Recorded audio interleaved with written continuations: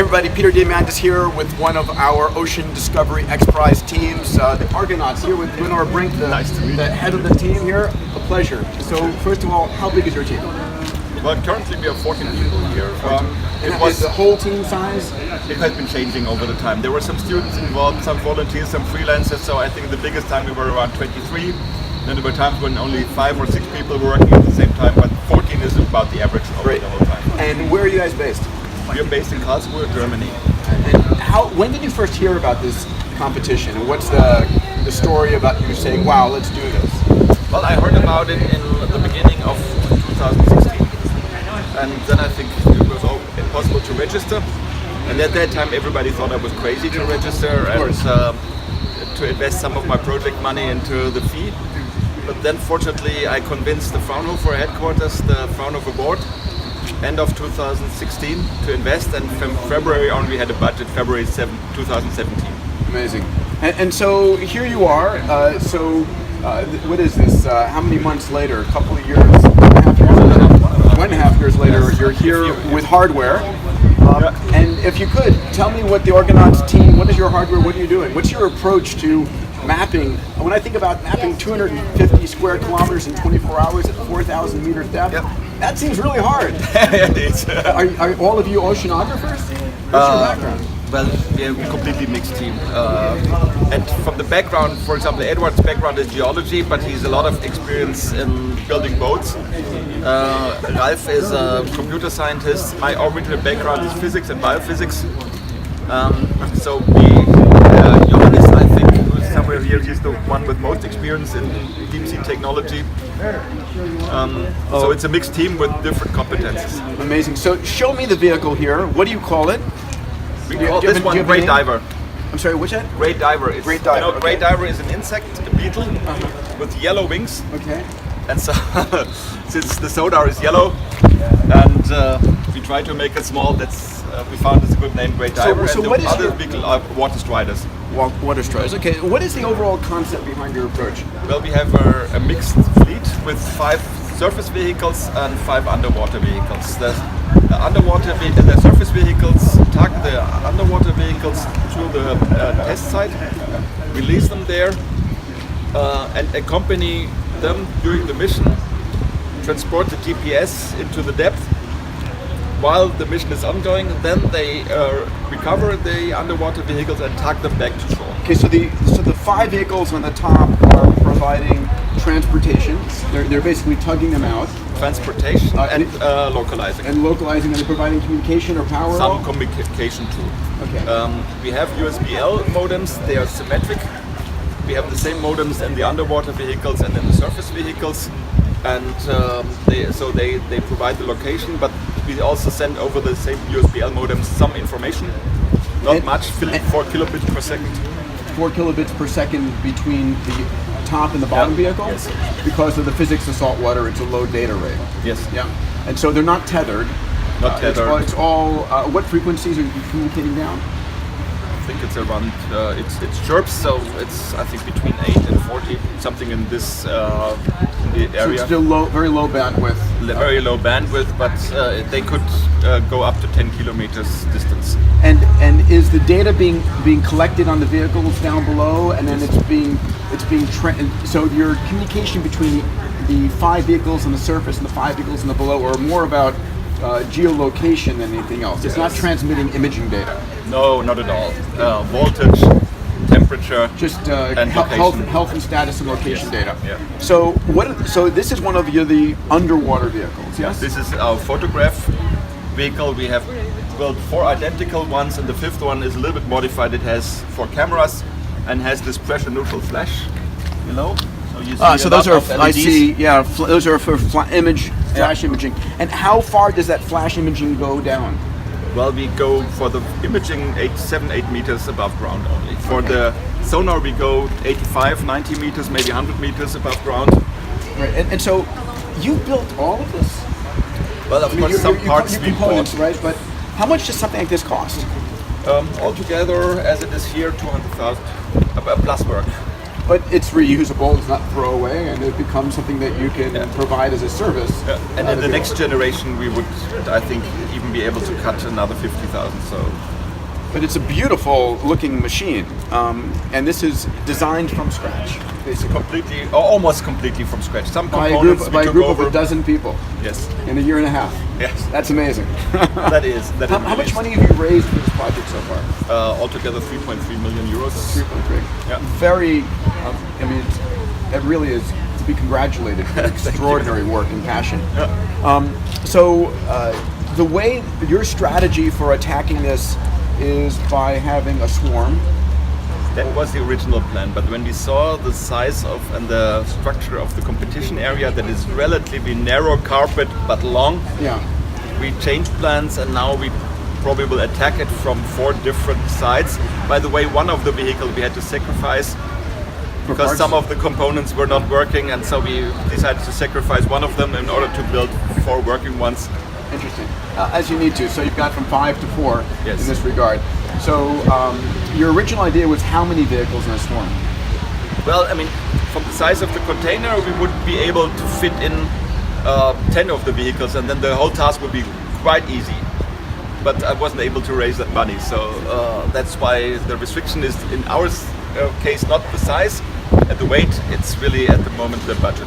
So one of the things that is interesting about the competition is the way that we constrain the money and the complexity is that every team has to fit everything in their team into one of those shipping containers over there. So ultimately that shipping container constrains, you can't spend $1 billion and have 1 million probes. It has to all fit into a shipping container. So the constraint on when we launch this competition and when teams are delivering is a constraint, and obviously the volume is a constraint. And so with those constraints, amazing what you've done.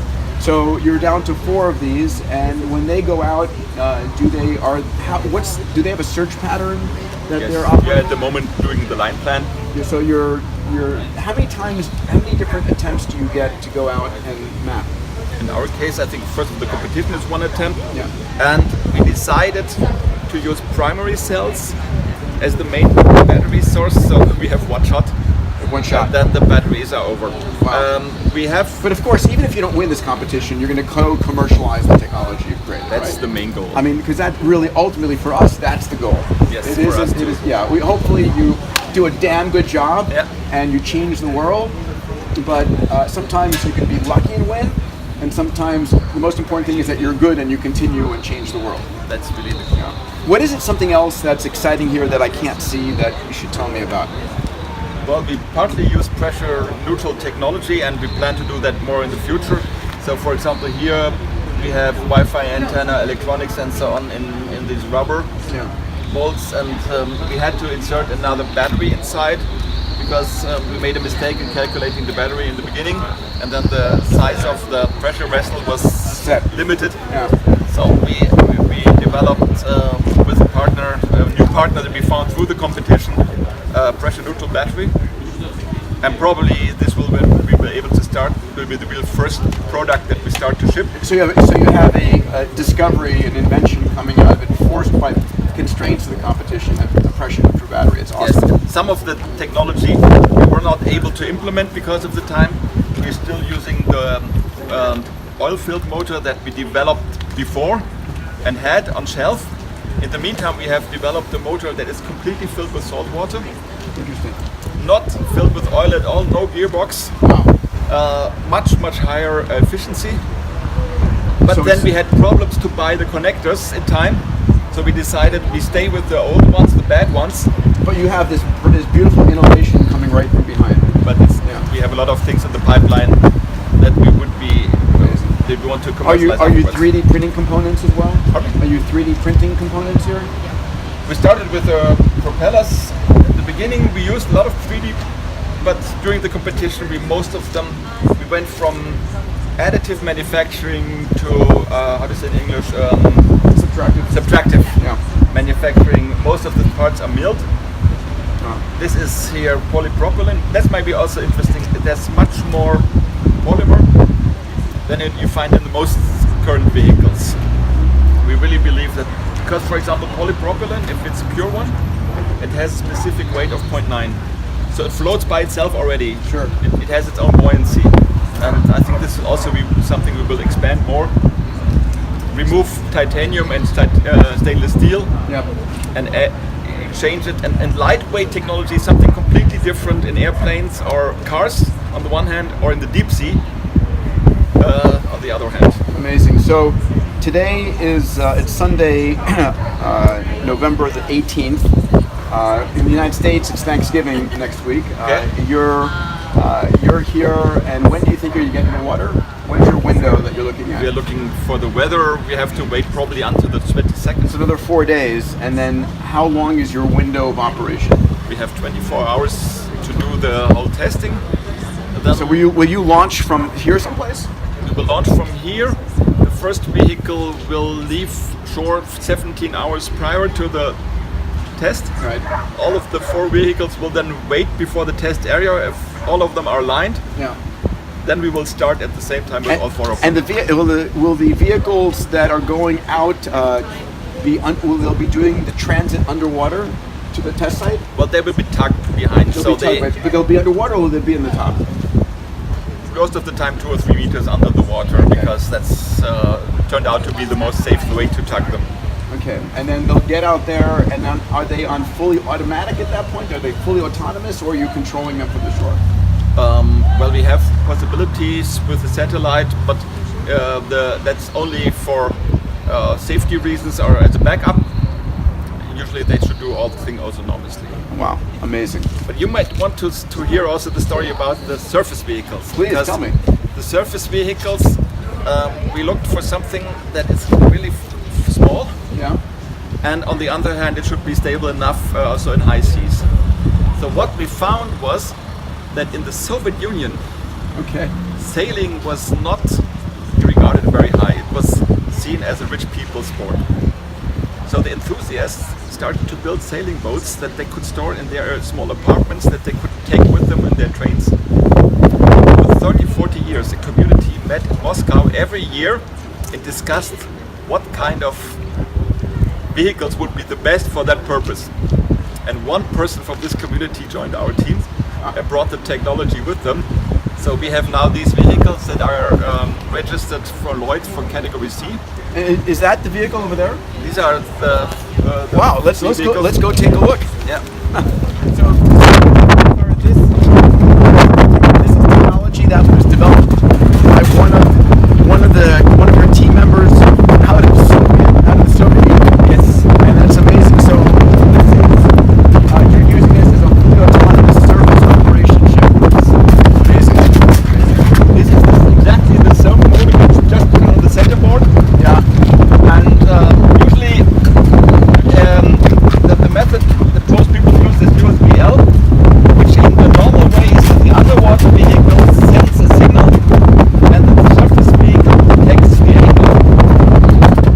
It wouldn't work very well because in the waves the small vehicle changes and the angle is not very stabilized. So we inverted the concept. The surface vehicle is sending the underwater vehicle, which is much safer, more stable. Yeah. It has a very low center of gravity, it's very calm in the water. It has an atomic clock, a real rubidium clock. Wow. So it's synchronized with the GPS atomic clocks. That's not about the satellites. So it can measure distance and it can measure angle. So I think that's one of the innovations. So how much precision are you getting? What's your accuracy in terms of 3 dimensions? 1 degree, so we would get with the USBL easily. In a swarm configuration we could get up to 30 or 40 centimeters precision, but because of the size of the area, how it's looking like, we will not be able to apply this to this contest. But you'll get there.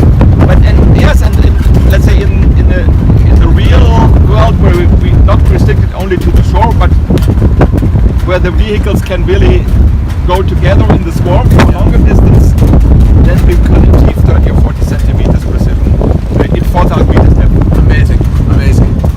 Well, listen, I'm so excited for what you built here for such a small amount of money with such a small team in a year and a half. It's extraordinary. Thank you very much. Congratulations. congratulations for you and all your team.